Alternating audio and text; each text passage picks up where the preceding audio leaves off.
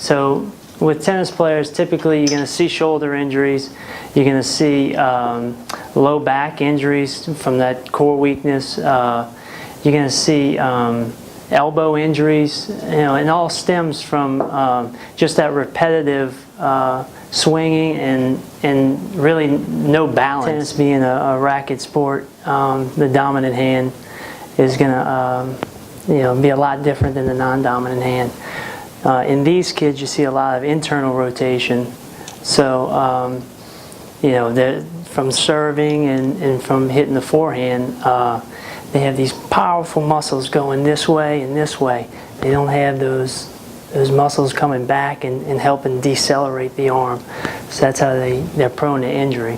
And, I remember when I was 16 years old, I thought I was unbreakable. I thought nobody's going to make me stronger. All I need to do is hit a bunch of tennis balls. Well, things have changed, and we know things now that you can get hurt, and your performance can be altered if you're not doing the right things.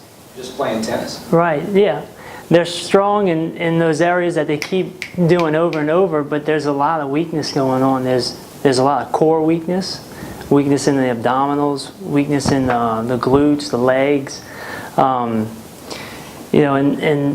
those are important because when we talk about the kinetic chain, you're thinking about transferring energy from your legs up your trunk to the shoulder, to your elbow, to the wrist, and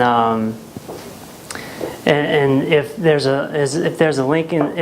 a missing link in that chain, that's where things start to break down. Injury happens or performance is lost.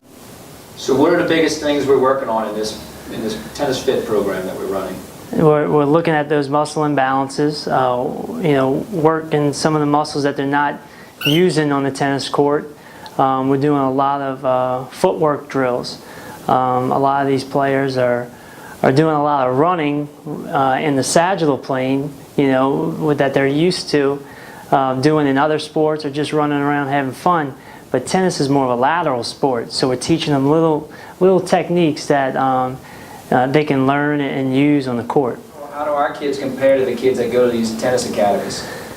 The tennis academies in the U.S. are just starting to pick up on some of these off-court programs where they're looking at footwork, working on plyometric training, doing things that are outside the box. Across the seas, the Europeans have been doing these things for a while. They look at flexibility, things like that. So we're finally jumping on board, and as physical therapists, I feel like we have a good understanding of how these programs work and how we can make these kids better.